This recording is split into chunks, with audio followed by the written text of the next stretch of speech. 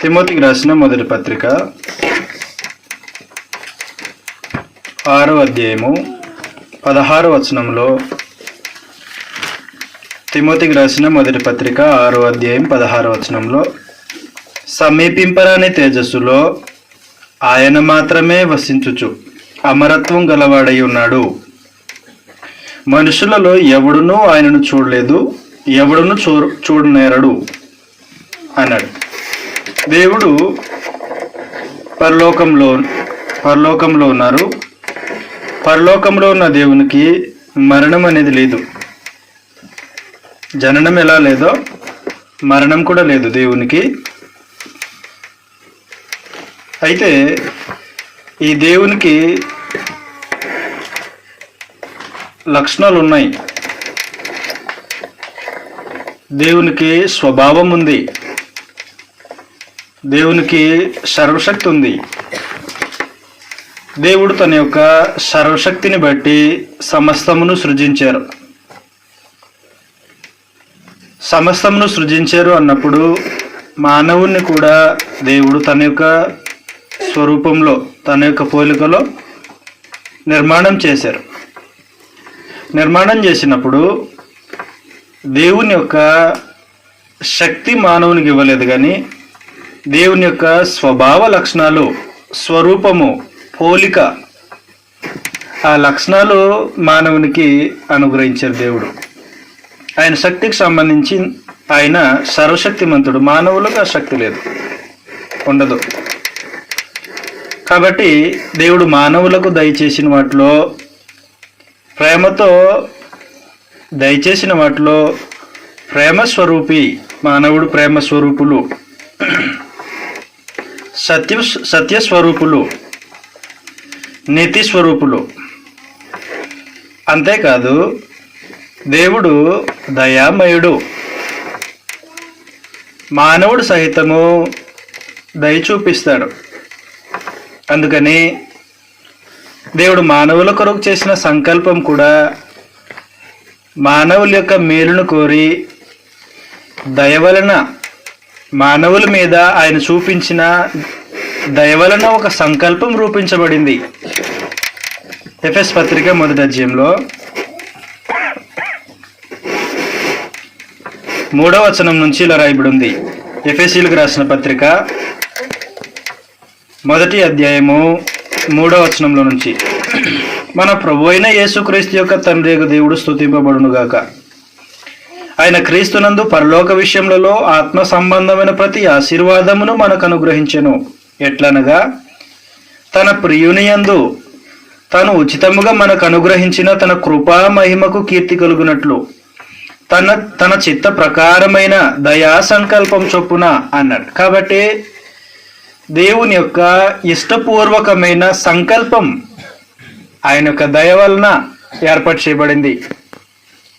అంటే మానవులను దేవుడు ప్రేమించి మానవులకు నేను దయ చూపించాలి.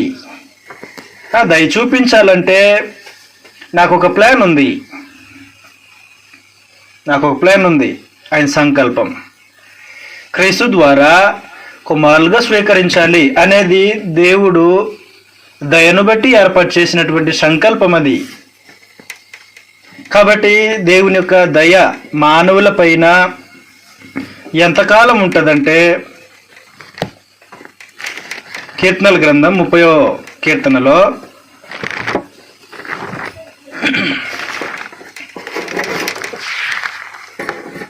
30వ కీర్తన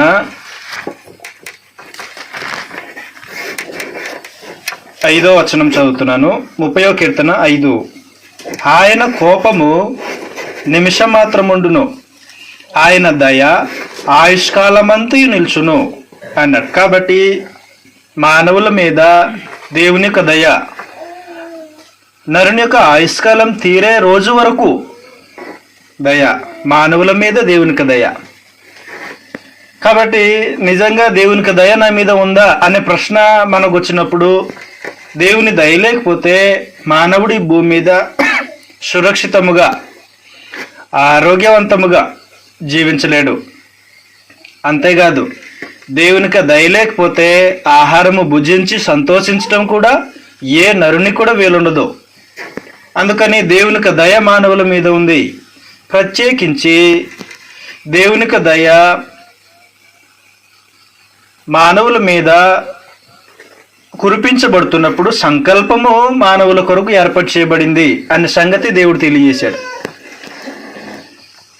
కాబట్టి దేవుని దయ అనే సంగతిని గురించి మనం ఆలోచించేద్దాం.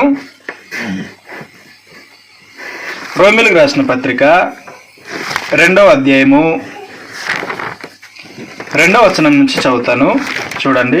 రోమీయులకు రాసిన పత్రిక 2వ అధ్యాయము 2వ వచనం నుంచి, అట్టి కార్యములు చేయువారి మీద దేవుని తీర్పు సత్యమును అనుసరించినదే అని ఎరుగుదుము.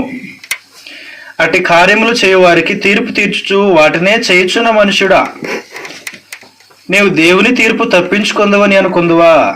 లేదా దేవుని అనుగ్రహము మారు మనసు పొందుటకు నేను ప్రేరేపించుచున్నదని ఎరుగక ఆయన అనుగ్రహైశ్వర్యమును సహనమును దీర్ఘశాంతమును తృణీకరించుదువా? కాబట్టి దేవుని అనుగ్రహము అన్నప్పుడు దేవుని దయ ఏం చేస్తుందంటే మారు మనసు పొందటానికి ప్రేరేపిస్తుంది అన్నాడు. దేవుని అనుగ్రహము మారు మనసు పొందుటకు నేను ప్రేరేపించున్నది. కాబట్టి దేవునికి దయ మానవుల మీద కురిపించబడుతున్నప్పుడు సందేశం ఏంటంటే నువ్వు మారు మనసు పొందు. మారు మనసు పొందటానికి దేవునికి దయ ప్రతి మానవుణ్ణి ప్రేరేపిస్తుంటది, దయ ప్రేరేపిస్తుంటది. ఆ దేవుని అనుగ్రహం మానవులకు. అందుకని లోకంలో పాపము చేత అపరాధం చేత దేవుని ఉగ్రతకు లోనైన మనుషులందరూ దేవునికి దయ వలన ప్రభువైన యేసుక్రీస్తు ద్వారా అనుగ్రహించబడుతున్నటువంటి కృపలోనికి వచ్చేస్తున్నారు. దేవుడు ప్రభు ద్వారా అనుగ్రహిస్తున్న కృపలోనికి మనుషులు వచ్చేస్తున్నారు దేవుని దయ వల్ల. అలా వచ్చిన జనాంగమే క్రీస్తు ప్రభు సంఘము. దేవునిక దయలో వర్ధిల్లుతూ ఉన్న మనుషులు ఎవరైనా ఉన్నారు అని అంటే ప్రభు సంఘము. అందుకని దేవునిక దయ మనల్ని ప్రేరేపిస్తుంది, దేవుని అనుగ్రహం మనల్ని ప్రేరేపిస్తుంది. దేనికి అని అంటే మారు మనసు పొందటానికి.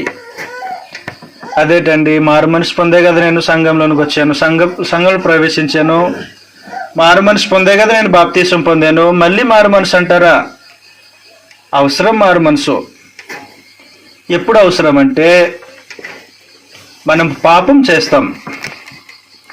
పాపం చేసినప్పుడు ధైర్యముగా దేవుని ఎదుట ఒప్పుకొనే పరిస్థితులు దేవునికి దయలో రూపించబడుతుంటది. దేవునికి దయ ఏం చేస్తుందంటే నువ్వు పాపం చేస్తే నువ్వు ఒప్పుకుంటావా ఒప్పుకోవా అన్నప్పుడు దయ నీ మీద కురిపించబడుతుంది.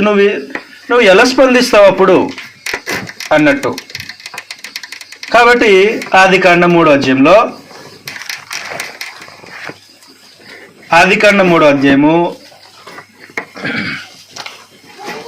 హవ్వ పండు తినేసింది.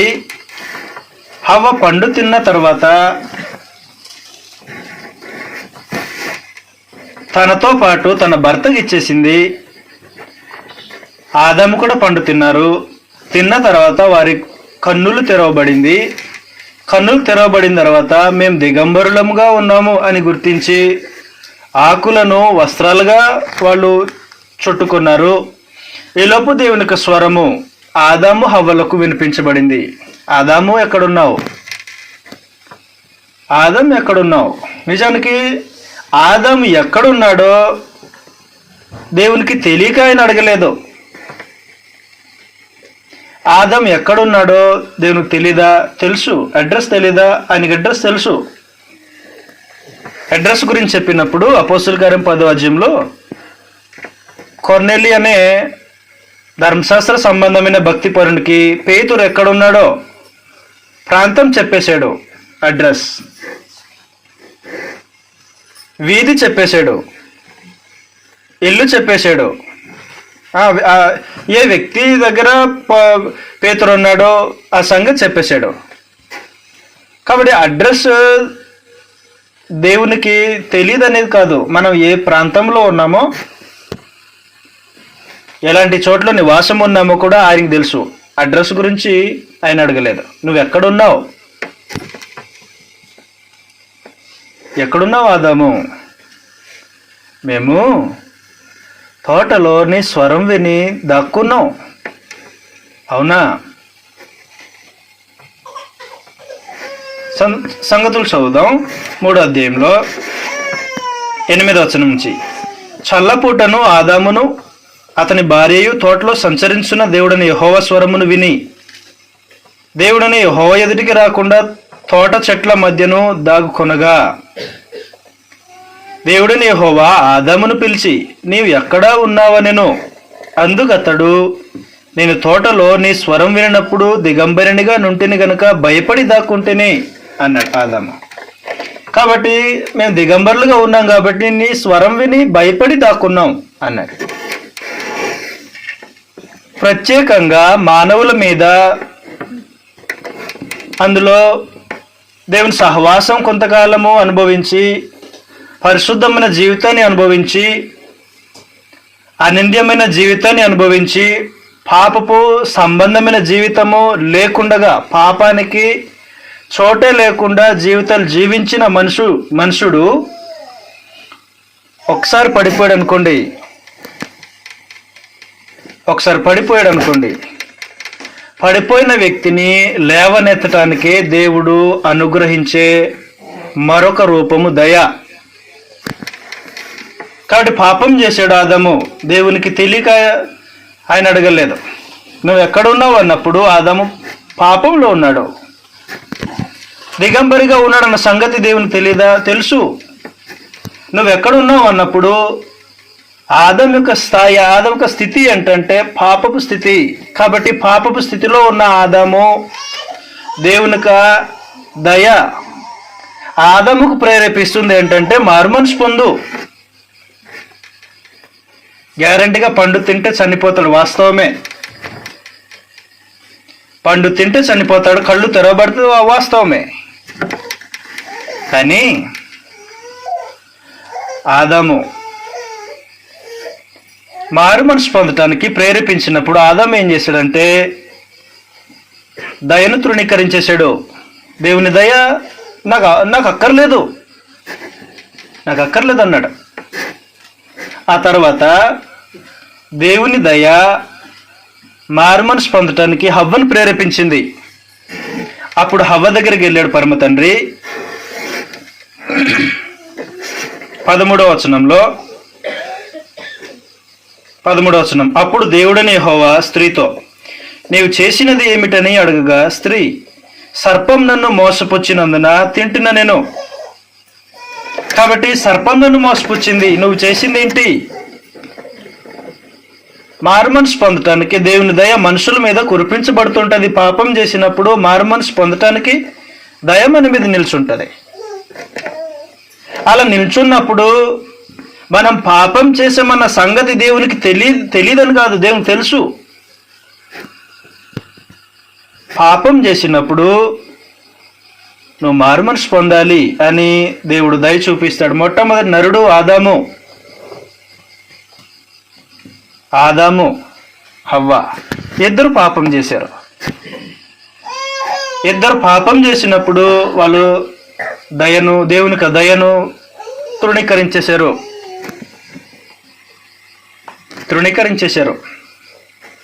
ఆ తర్వాత కయ్యను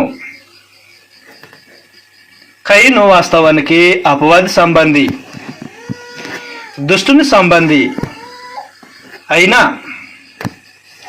దేవుడు దయ మనుషులందరి మీద చూపిస్తాడు కాబట్టి కయ్యను దగ్గరకు వచ్చాడు. కయ్యను, నీ తమ్ముడైన హేబెల్ ఎక్కడా? నేను చంపేసాను ఆయన అనలేదు. నేను నా చేతులతో నా తమ్ముడిని కొట్టి చంపేసానని అనలేదు. ఏమన్నాడంటే, నేను నా తమ్మునికి కావలి వాడనా? అదేనా నా పని? వాడు ఎక్కడికి వెళ్తాడో, ఏమేం చేస్తుంటాడో అది చూడటమేనా, అతని యోగ క్షేమాలు చూడటమేనా నా బాధ్యత? నాకు తెలీదు అనేసాడు. చంపేశానని ఆయన ఒప్పుకోలేదు. ఆదాము, తండ్రి నీ మాటను నేను ధిక్కరించి ఆజ్ఞను మీరి పండు తినేశాను అని అనలేదు. హవ్వ కూడా నా భర్త ఆదాము నేను పండిస్తేనే తిన్నాడు, నా మూలంగానే తిన్నాడు అని ఒప్పుకోలేదు హవ్వ. దేవుని దయను విస్మరించారు మనుషులు, విస్మరిస్తారు. విస్మరించినప్పుడు దేవుని యొక్క దయ ఎప్పుడైతే తృణీకరించబడుతుందో అప్పుడు వారి మీద దేవుని యొక్క ఉగ్రత లేకపోతే దేవుని యొక్క శిక్ష వారి మీద అమలు చేయబడుతుంది. కాబట్టి దేవుని యొక్క శిక్ష అమలు చేయబడినప్పుడు ఆదాము, నువ్వు నీ భార్య మాట విని నేను తినవద్దని ఆజ్ఞాపించిన ఆ వృక్ష ఫలాన్ని తిన్నావు కాబట్టి నీతో ఇక సహవాస బాంధవ్యాలేముండవు, నేను నీతో ఇక రాను, నీకు నాకు ఇక పొత్తు లేదు, నీ దారి నీదే అనేసాడు. ఆ తర్వాత హవ్వ, నువ్వు వేదనతో పిల్లలను కంటావు, నీ భర్త ఇళ్ళ నీకు వాంఛ కలుగును, నీ భర్త నిన్ను ఏలును అనేసాడు. కాబట్టి శిక్ష వచ్చేసింది. కయీను, నీ నిమిత్తము నేల శపించబడింది, నువ్వు దేశ దిమ్మరివైపోతావు, నువ్వు ఇక్కడ ఉండడానికి వెళ్ళేది వెళ్ళిపో అనేసాడు. కాబట్టి దేవుని యొక్క దయను తృణీకరించిన మనుషుల యొక్క పరిస్థితులు అవి. దేవుని యొక్క దయను విస్మరించారు మనుషులు. కాబట్టి మారు మనసు పొందటానికి దేవుని యొక్క దయ మానవుల మీద కురిపించబడుతుంటది. మనం ఆదివారం ఆరాధన చేస్తుంటాం, దేవుని వాక్యాన్ని వింటాం, ఆ తర్వాత తిరిగి ఇంటికి వెళ్ళిపోతాం. ఎన్ని పాపపు ఆలోచనలో, ఎన్ని చెడు ఆలోచనలో, ఎన్ని పాపపు క్రియలు చేస్తుంటామో రహస్యంగా జరిగిస్తాం. మనం వాటిని బయలుపరచం, దాన్ని మనం బయలుపరచము, దాన్ని ఒప్పుకోము. అప్పుడు మన మీద కూడా దేవుని దయ ఉంది కదా. మన మీద కూడా దేవుని దయ ఉన్నప్పుడు దేవుడు నువ్వు మారు మనసు పొందటానికి తన సందేశాన్ని సిద్ధం చేశాడు ప్రభు సంఘంలో. కాబట్టి సహవాసకుడిగా జరిగింది. నువ్వు మారు మనసు పొందటానికి దేవుని యొక్క సందేశం ఇదిగో, లేకపోతే దేవుని దయని నేను ప్రేరేపిస్తుంది. నువ్వు మారు మనసు పొందటానికి సందేశం ద్వారా ఎంతమంది తృణీకరిస్తున్నాం దేవుని దయను.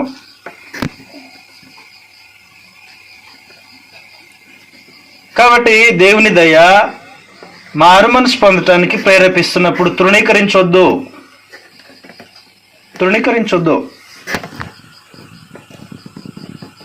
దేవుని దయ మారు మనసును కలిగిస్తుంది. రెండో సంగతి, దేవుని దయ దేవుని యొక్క ఉగ్రతల నుంచి తప్పించబడడానికి వీలు కలిగిస్తుంటది. దేవుని దయ ఆదికాండం 19వ అధ్యాయంలో అబ్రహాము సోదరుడు కుమారుడు లోతు, అబ్రహాం సోదరుడు కుమారుడు లోతు, ఆయన సొదొమ గొమొర అనే పట్టణంలో నివాసం ఉన్నాడు. ఆ పట్టణాలు తమ యొక్క స్వభావానికి విరుద్ధంగా ప్రవర్తించే మనుషులు. ఎలాంటి మనుషులు అంటే మానవత్వాన్ని మంటలో కలిపి జంతువులాగా ప్రవర్తించే మనుషులు. పురుషులు మాత్రమే కాదు, స్త్రీలు సహితము. వయసులో పైబడిన వారు మాత్రమే కాదు, చిన్నపిల్లలు మొదలుకొని వృద్ధుల వయసు వారు వరకు అందరూ కూడా తమ యొక్క స్వభావానికి విరుద్ధంగా ప్రవర్తించిన మనుషులే. అలాంటి మనుషుల మధ్యన నీతిమంతమైన జీవితాన్ని జీవిస్తున్న ఒకే ఒక వ్యక్తి లోతు. కాబట్టి లోతు నివాసం ఉన్న స్థలంలో దేవుని ఉగ్రత కురిపించబడబోతుంది. దేవుని ఉగ్రత కురిపించబడబోయేటప్పుడు దేవుని దయ ఏం చేస్తుందంటే, ఎవరైతే నీతిమంతమైన జీవితాన్ని జీవిస్తున్నారో ఆ వ్యక్తుల్ని సపరేట్ చేసి, అందులో నుంచి వేరు చేసి వారి మీదకి ఉగ్రత కురిపించబడుతుంది. అందుకని అబ్రహాము దేవుణ్ణి బతిమాలాడు. దేవదూతలు వచ్చారు, బతిమాలాడు. అక్కడ 50 మంది నీతిమంతులుంటే రక్షిస్తారా? రైట్, 50 మంది ఉంటే ఓకే. అలా వరుసగా 50, 40, 30, చివరికి 10, చివరికి 5 కూడా లేరా నీతిమంతులు? లేరు. ఒకే ఒక్కడు ఉన్నాడు నీతిమంతుడు. ఈ నీతిమంతుడు కామ వికారమైన ప్రవర్తనల చేత జీవిస్తున్న మనుషుల యొక్క ప్రవర్తనని చూస్తూ బాధపడుతూ జీవించేస్తున్నాడు. బాధపడ్డాడు, అయినా నీతిని కోల్పోలేదు.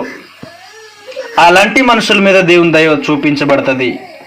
కాబట్టి దేవుని దయ ఏం చేస్తుందంటే, ఉగ్రతకు లోనైన చోట్ల నువ్వు నివాసం ఉంటే నేను తప్పించబడడానికి దేవుని దయ నీ మీద కురిపించబడుతుంది. ఆ దయలో మనం సురక్షితంగా బయటకు వచ్చేస్తాం. దేవుని దయ రక్షిస్తుంది, ఉగ్రత నుంచి రక్షిస్తుంది దేవుని దయ.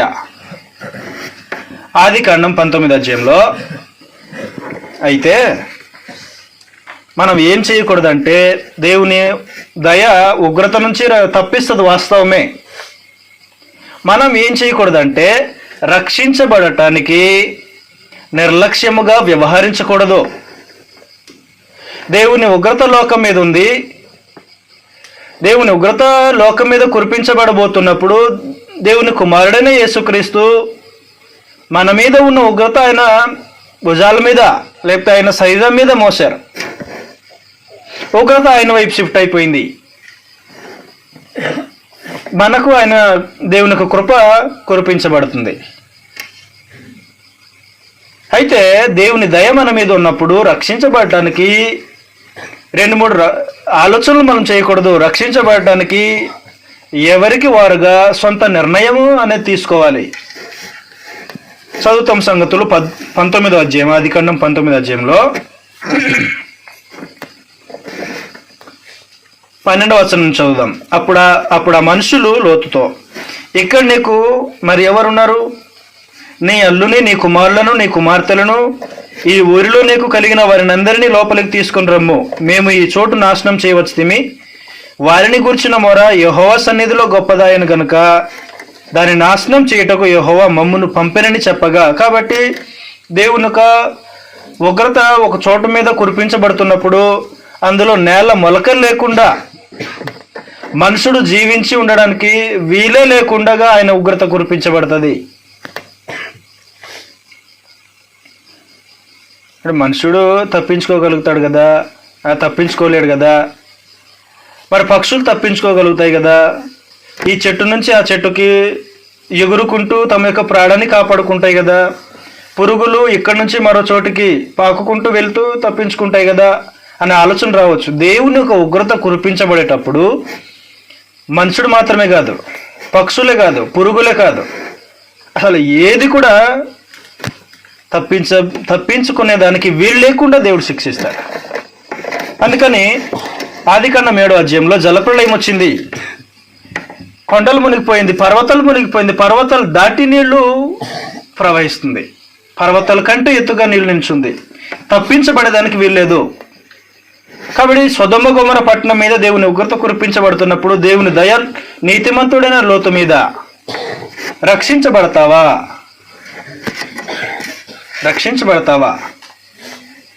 అప్పుడు సంగతి తెలుసుకున్న లోతు తన యొక్క కుటుంబంతో సంగతులు చెప్పాడు. చదువుతాం సంగతులు 14వ వచనం నుంచి. లోతు బయటికి వెళ్ళి తన కుమార్తెలను పెండ్లాడనై ఉన్న తన అల్లుళ్లతో మాట్లాడి, లెండి, ఈ చోటు విడిచిపెట్టి రండి, యెహోవా ఈ పట్టణమును నాశనం చేయబోచున్నాడని చెప్పాను. అయితే అతడు తన అల్లుళ్ల దృష్టికి ఎగతాళి చేయువాని వలె నుండెను. తెల్లవారినప్పుడు ఆ దూతలు లోతును త్వరపెట్టి, లెమ్ము, ఈ ఊరి దోష శిక్షలు నశించిపోకుండా నీ భార్యను, ఇక్కడున్న నీ 2 కుమార్తెలను తీసుకుని రమ్మని చెప్పిరి. అతడు తడువు చేశాను అన్నాడు. అతడు తడువు చేశాను అన్న మాట గుర్తుపెట్టుకోండి. ఉగ్రత కురిపించబడ్డానికి సిద్ధంగా ఉంటే దేవదూతలు వచ్చి నువ్వు త్వరగా బయలుదేరి వెళ్ళిపో, నీ కుటుంబాన్ని నువ్వు రక్షించుకో అని త్వరపెడుతుంటే లోతు ఆలస్యం చేస్తున్నాడు. ప్రమాదం అది.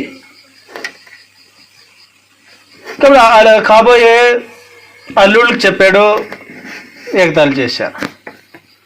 అవమానపరచబడ్డాడు నీతిమంతుడైన లోతు. కుటుంబాన్ని చెప్పాడు, ఇతను నిర్లక్ష్యం చేస్తున్నాడు, ఆలస్యం చేస్తున్నాడు.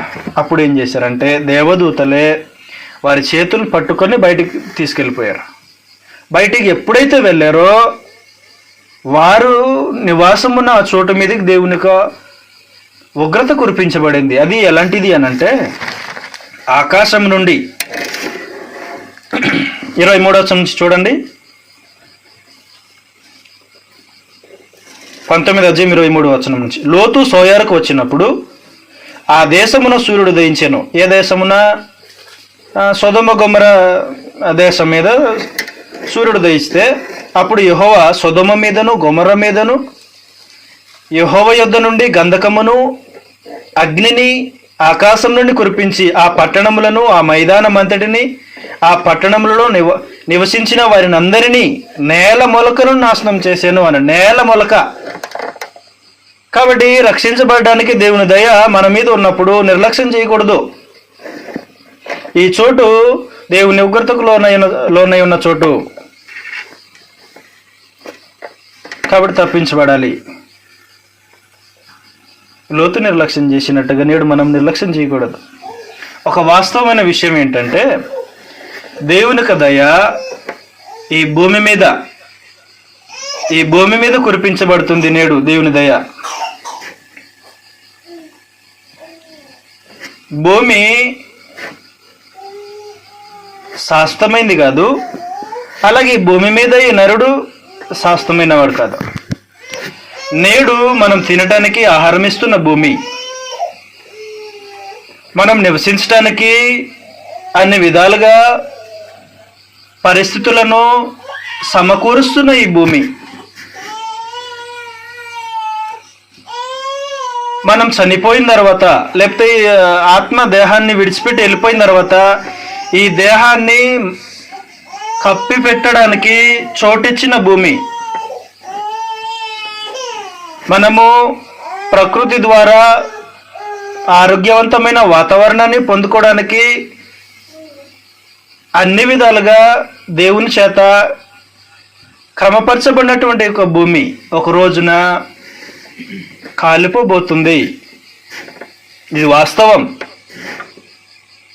అంటే ఈ భూమి కూడా ఆనాడు సొదొమ గొమొర పట్టణం ఎలాగైతే కాలిపోవడానికి సిద్ధంగా ఎలాగైతే ఉండిందో ఈ భూమి కూడా ఒకరోజు కాలిపోవడానికి సిద్ధంగా ఉంది. నువ్వేం చేస్తావు? ఏం చేస్తావు నువ్వు?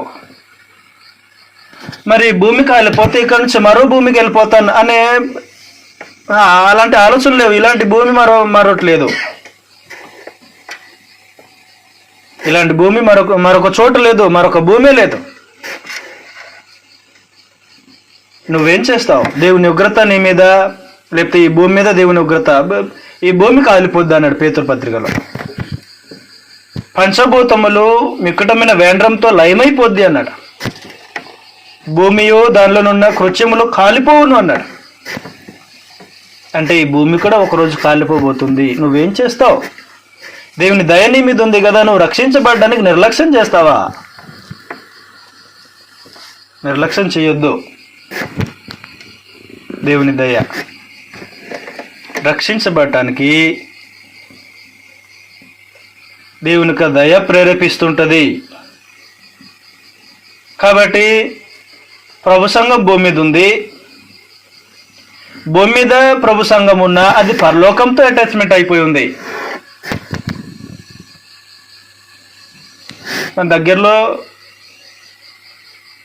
మనకు సంబంధించిన బ్యాంక్ అకౌంట్ ఇక్కడ ఉన్నా దానికి సంబంధించిన మెయిన్ బ్రాంచ్ ఎక్కడో ఉన్నట్టు. మెయిన్ బ్రాంచ్ ఉంటుంది, అందులో నుంచి కొమ్మలుగా మరో చోట ఒక బ్యాంక్, మరొక చోట మరొక బ్యాంక్, మరొక చోట మరొక బ్యాంక్ ఉన్నట్టు ఆ బ్యాంకులన్నిటినీ కలిపే మెయిన్ బ్రాంచ్ ఒక చోట ఉంటుంది. సంఘం భూమి మీద ఉంది, కానీ పరలోకంతో అటాచ్మెంట్ అయి ఉంది. సంఘ సభ్యులు భూమి మీద ఉన్నారు, కానీ పరలోకపు దేవునితో అటాచ్మెంట్లో ఉన్నారు.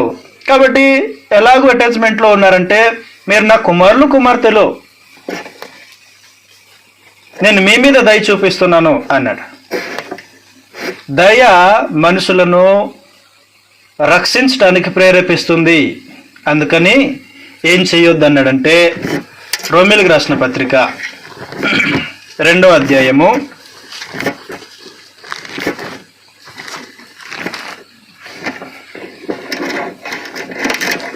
2వ అధ్యాయము 3వ వచనం చదువుతాను చూడండి. అట్టి కార్యములు చేయవారికి తీర్పు తీర్చుచు వాటినే చేయుచున్న మనుష్యుడా, నీవు దేవుని తీర్పు తప్పించుకుందవని అనుకుందువా? లేదా దేవుని అనుగ్రహము మారుమనసు పొందుటకు నేను ప్రేరేపించుచున్నదని ఎరగక? కాబట్టి దేవుని దయ నీ మీద ఉన్నప్పుడు నువ్వు మారుమనసు పొందటానికి దేవుని దయ నీ మీద ఉంది అన్న సంగతి నీకు తెలియకపోతే, నువ్వు ఆ సంగతి తెలుసుకోకపోతే, ఎరుగక ఆయన అనుగ్రహైశ్వర్యమును సహనమును దీర్ఘశాంతమును తృణీకరించదువా? చిన్న చూపు చూడొద్దు, దేవుని దయను చిన్న చూపు చూడొద్దు. ఈరోజు ఏముంది, ఈరోజు గడిచిపోయింది, రేపు నా ప్లాన్లు నాకున్నాయి, అవతల రోజు, అవతల నెల, అవతల సంవత్సరం నాకున్న ప్లాన్ నాకుంది, కాబట్టి నా ప్లాన్లో మార్పులు ఉండవు. రైట్, నీ ప్లాన్లో మార్పులు ఉండవు, కానీ దయ నీ మీద ఎల్లకాలం ఉంటుందా? వాస్తవానికి దేవుని యొక్క పిలుపు ఏ రోజైతే ఆ వ్యక్తికి అందుతుందో ఆ అందే సమయం వరకు దేవుని దయ ఆ మనిషి మీద ఉంటుంది. అందిందా ఇంకా దయ ఉండదు, వచ్చాయి. అందుకని చిన్న చూపు చూడొద్దు, దేవుని దయను చిన్న చూపు చూడొద్దు. రెండో సంగతి చెప్తున్నాను. ఒకటి, దయ ఏం చేస్తుందంటే మారుమనసు పొందటానికి ప్రేరేపిస్తుంది. దయ ఏం చేస్తుందంటే రక్షించబడడానికి ప్రేరేపిస్తుంది. కాబట్టి నువ్వు దయను చిన్న చూపు చూడొద్దు. దేవుని యొక్క లక్షణంలో దయ ఏం చేస్తుంది? 2, దేవుని యొక్క కృప ఏం చేస్తుంది? తీతుకు రాసిన పత్రిక 2వ అధ్యాయం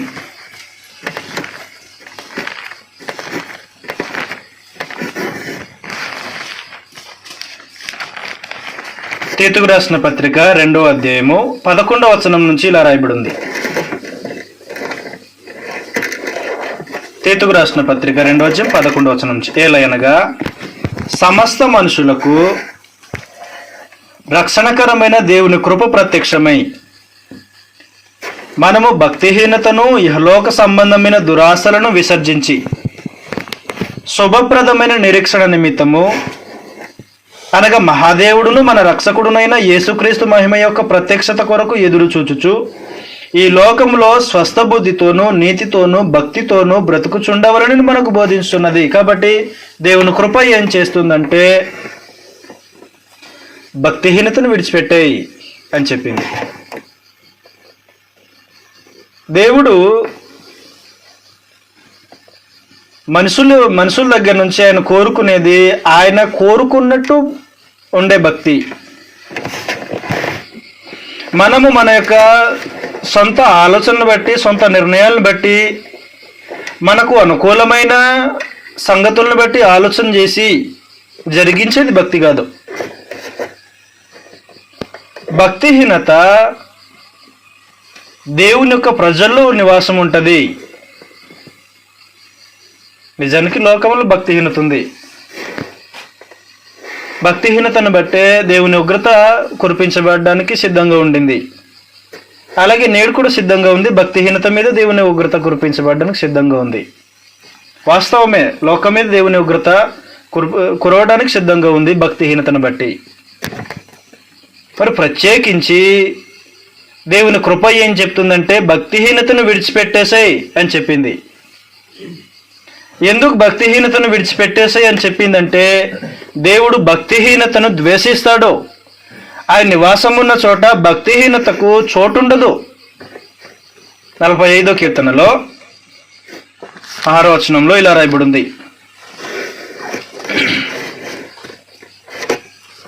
45వ కీర్తన 6వ వచనంలో, దేవా నీ సింహాసనం నిరంతరం నిల్చును, నీ రాజదండం న్యాయార్థమైన దండము.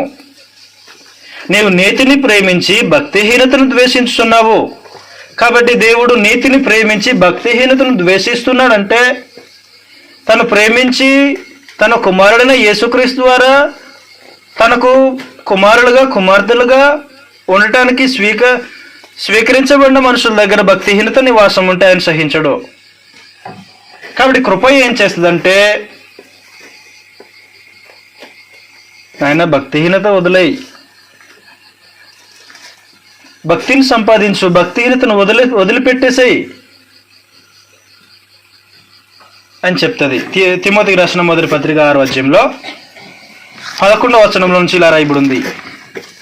తిమోతికి రాసిన మొదటి పత్రిక 6వ అధ్యాయము 11వ వచనంలో ఇలా రాయబడింది. దైవజనుడా, నీవైతే వీటిని విసర్జించి, ధనాపేక్షను విసర్జించి, నీతిని, భక్తిని, విశ్వాసమును, ప్రేమను, ఓర్పును, సాత్వికమును సంపాదించుకున్నట్టుకు ప్రయాసపడము. కాబట్టి భక్తిహీనతను విడిచిపెట్టి భక్తిని సంపాదించు,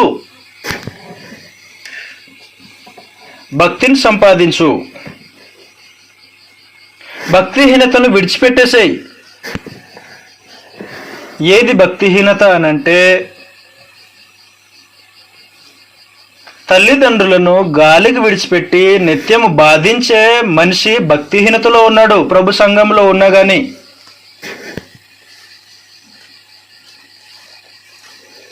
మా అబ్బాయి ఉన్నాడు,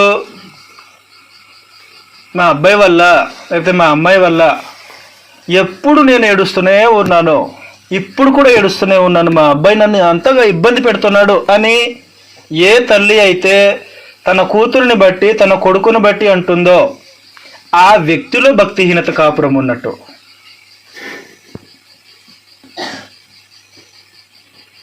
రెండో సంగతి, భక్తిహీనత ఎవరిలో కాపురం ఉంటుందంటే, నీ ఇంటి ముందట ఎవరో అనామకుడు వచ్చాడు, నీకెవరో తెలీదు ఆ మనిషి అనుకుందాం.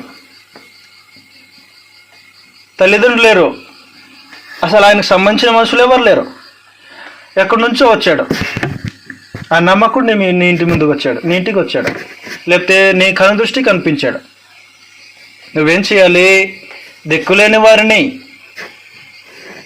నువ్వు చేర్చుకోవాలి కదా.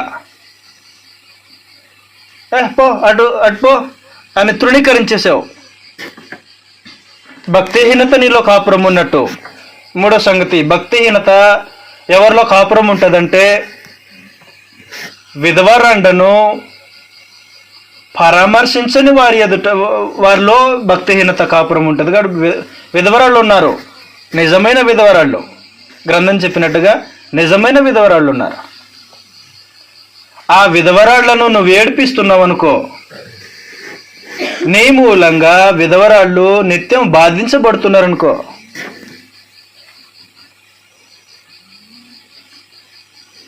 ఇంటి యజమాని లేరు, ఆమె విధవరాలు కాబట్టి ఆమెకు సంబంధించి ప్రభుత్వం నుంచి పింఛనే వస్తుంది, ఆమె దగ్గరికి వెళ్ళి నువ్వు బలవంతంగా తీసేసుకున్నావు, లాగేసుకున్నావు.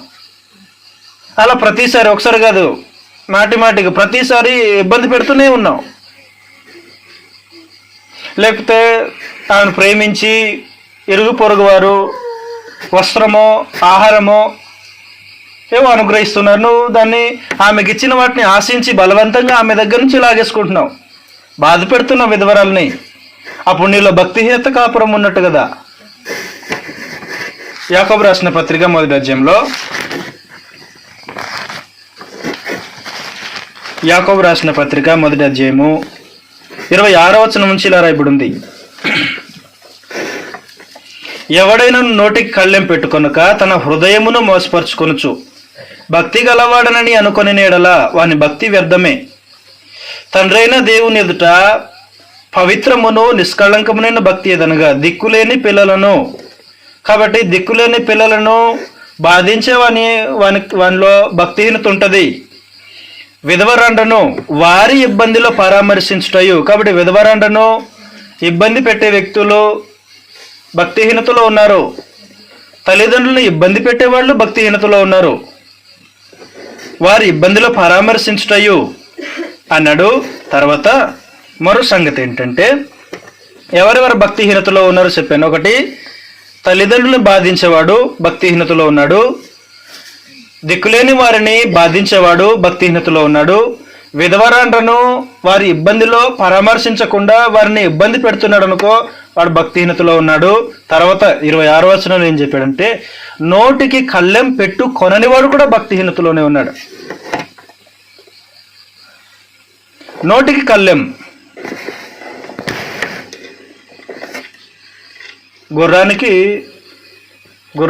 నోటికి కళ్ళెం పెడతారు. కళ్ళెం దేనికి అని అంటే సర్వ శరీరాన్ని కంట్రోల్ చేయడానికి. కళ్ళెము నోట్లో పెట్టి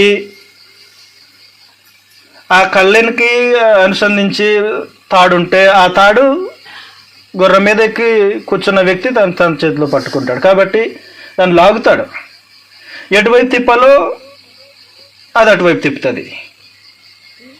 కాబట్టి గుర్రానికి కళ్ళెము సర్వశరీరాన్ని ఎలా తిప్పుతుందో, భక్తిహీనత కలిగిన వాడు తన నోటికి కళ్ళెం పెట్టుకోకపోతే వాని భక్తి వ్యర్థమే. కాబట్టి భక్తిహీనత, దేవుడు తన కుమార్తెలుగా చేసుకున్న వారిలో భక్తిహీనత అనేది నివాసం ఉండడానికి దేవుడు అనుమతించడు.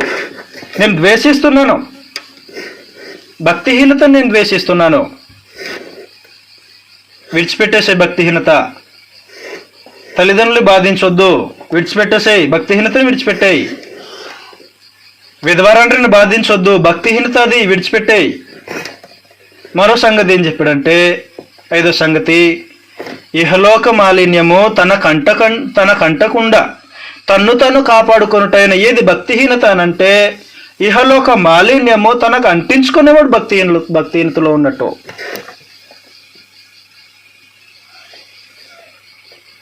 ఇహలోక మాలిన్యము తనకు అంటించుకున్న వ్యక్తి భక్తిహీనతలో ఉన్నాడు.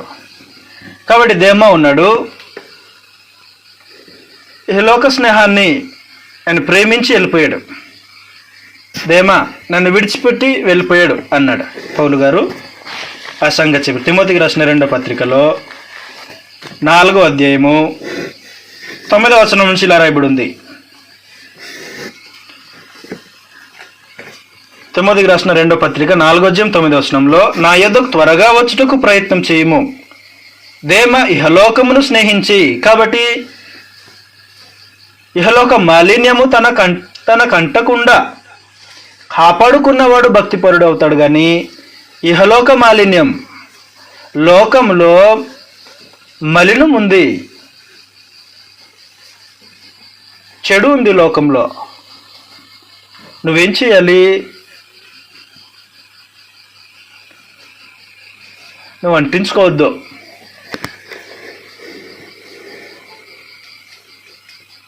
సాధారణంగా మనం బయట ప్రాంతాలలో తిరగటానికి కానీ లేదా ఏదైనా పని మీద వెళ్ళినప్పుడు కానీ కొన్ని సంగతులు మనం చూస్తుంటాం. అందులో మన పరిసర ప్రాంతాల్లో మానవ దేహానికి తగిలితే దురదలు వచ్చే కొన్ని ఆకులు ఉన్నాయి, కొన్ని కాయలు కూడా ఉన్నాయి. మనం దాన్ని ఏం చేస్తామంటే దానికి దూరంగా, అసలు అది మన దగ్గరికి కాయ అక్కడే ఉంటుంది, దేహాన్ని ఇబ్బంది పెట్టే కాయ దూరంగానే ఉంటుంది.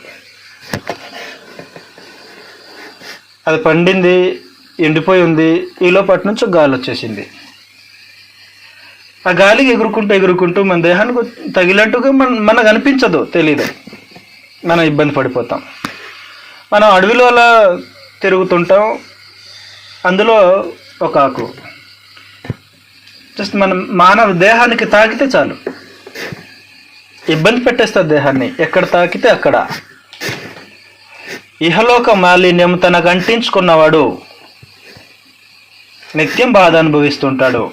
కాబట్టి దేవుని కృప ఏం చెప్పిందంటే భక్తిహీనతను విడిచిపెట్టేసేయ్. భక్తిహీనత కాపురం ఉన్న చోట దేవుడు నివసించడానికి, లేకపోతే ఆ వ్యక్తితో సహవాస బాంధవ్యం పెట్టుకోవడానికి ఆయన ఇష్టం అనేది చూపించరు. కాబట్టి దేవుని దయ మారుమనసు పొందటానికి ప్రేరేపిస్తుంది, రక్షించబడడానికి ప్రేరేపిస్తుంది. దేవుని దయ, దేవుని దయ మానవులను మారుమనసు పొందటానికి ప్రేరేపించినప్పుడు త్రోసివేయద్దు. కాబట్టి ఎప్పుడు మారుమనసు అంటే నువ్వు పాపం చేసినప్పుడు మారుమనసు. అసలు పాపమే చేయకపోతే మారుమనసు అక్కర్లేదు. పాపం చేసినప్పుడు మారుమనసు. కాబట్టి అననీయ సపీరా ఉన్నారు. అపోస్తలుల కార్యం 5వ అధ్యాయంలో ఇద్దరు భార్య భర్తలు మాట్లాడుకున్నారు, పొలం అమ్మేశారు, ధనం చేతికి వచ్చేసింది. ఇద్దరు మాట్లాడుకున్నారు, కొంత దాచేసుకున్నారు. అడిగితే ఇంత చెప్దామని ముందే నిర్ణయించుకుని వెళ్ళిపోయారు. అననీయ ఇంతేనా అని పేతురు అడిగాడు. దేవుని దయ ఉన్నప్పుడు చెప్పేసేయాలి కదా వాస్తవం ఏంటో. కాబట్టి మరో అవకాశం నీకు, ఇంతేనా, లేదు మేము దాచేసుకున్నామని చెప్పేసేయాలి. భర్త అబద్ధం ఆడేశాడు, చనిపోయాడు, భార్య వచ్చింది, అమ్మా ఇంతేనా. భార్య కూడా చెప్పేసేయాలి. మరో అవకాశము దేవుడు అనుగ్రహిస్తారు. అలాగే ఇస్కరియోతు యూదా కూడా దేవుని యొక్క దయను ఆయన విస్మరించిన వ్యక్తి. అననీయ సపీరా ఎలా నాశనం అయిపోయారో ఇస్కరియోతు యూదా అలా నాశనం అయిపోయాడు. కయీను నాశనం అయిపోయాడు. ఆదాం హవ్వలు దేవునితో సత్సంబంధాలు పూర్తిగా తెంచివేయబడ్డారు, సంబంధాలు లేవు. దేవుని దయ మానవుల మీద కురిపించబడుతున్నప్పుడు నిర్లక్ష్యం చేస్తున్నామా? ఆలోచించండి. 2, దేవుని యొక్క కృప మనకి ఏం బోధిస్తుందంటే భక్తిహీనతను విడిచిపెట్టేసేయ్. ఏది భక్తిహీనత అని సందేహం రావచ్చు. ఏది భక్తిహీనత? తల్లిదండ్రులని నిర్లక్ష్య పెట్టడం భక్తిహీనత. దిక్కులేని వారిని, అనామకుడిని నువ్వు బాధ పెట్టడం భక్తిహీనత. విధవరాండ్రను బాధించడం భక్తిహీనత. నోటికి కళ్ళెం పెట్టుకోకపోవడం భక్తిహీనత. ఇహలోక మాలిన్యము నీకు అంటించుకోవడము భక్తిహీనత. కాబట్టి అంటించుకోకుండా బ్రతకాలి. పంది లాంటి బ్రతుకు బ్రతకూడదు, కుక్క లాంటి బ్రతుకు బ్రతకూడదు క్రైస్తవుడు. ఇహలోక మాలిన్యం ఏ వ్యక్తి అంటించుకుంటాడో సమాచారం ఏంటంటే నువ్వు భక్తిహీనతను ద్వేషిస్తున్నావు అనేసాడు. దేవుడు భక్తిహీనతను ద్వేషిస్తాడు. ఆ వ్యక్తిలో భక్తిహీనత ఉంది కాబట్టి నెక్స్ట్ భక్తిహీనతను బట్టి దేవుని ఉగ్రత ఆ వ్యక్తికి వచ్చేస్తుంది. అందువలన సంగతులు చాలా జాగ్రత్తగా ఆలోచించేయండి. దేవుని దయ నేడు మన మీద నిలిచింది. దేవుని కృప మనకు బోధిస్తుంది. కృపను నిర్లక్ష్యం చేయొద్దు, దేవుని దయను నిర్లక్ష్యం చేయొద్దు. అందుకని ఏమన్నాడంటే సమూయేలు బాలుడుగా ఉన్నప్పుడు బాలుడకు సమూయేలు దేవుని దయందును మనుషుల దయందును వర్ధిల్లుచూ ఉండెను. దేవుని దయ మానవులకు అవసరం. ప్రభువైన యేసు బాల్యంలో ప్రభువైన యేసు దేవుని దయలో మనుషులకు దయలో వర్ధిల్లుచుండెను అన్నాడు. లూకా సువార్త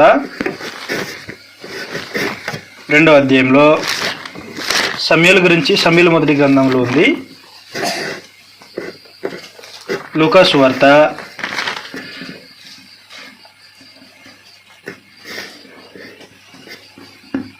2వ అధ్యాయము 40వ వచనంలో బాలుడు జ్ఞానంతో నిండుకొనుచు, అంటే ప్రభువైన యేసు జ్ఞానంతో నిండుకొనుచు ఎదిగి బలము పొందుచుండెను, దేవుని దయ ఆయన మీద ఉండెను. కాబట్టి దేవుని దయ అవసరం మనుషులకి, దేవుని కృప మనుషులకు అవసరం. దాన్ని ఎప్పటికీ నిర్లక్ష్య పెట్టొద్దు. ఆయన కృపలో ఆయన యొక్క దయలో మనం నిత్యం వర్ధిల్లుతూ ఆయన కోరినట్టుగా మన యొక్క జీవితాలను ఆయన చిత్తానికి అప్పగించుకొని జీవించాలని మిమ్మల్ని అందరినీ మనం చేస్తూ శ్రద్ధగా విన్న మీ అందరికీ ప్రభువైన యేసుక్రీస్తు నామములో నా యొక్క వందనాలు తెలియజేస్తానని అందరికీ వందనాలు.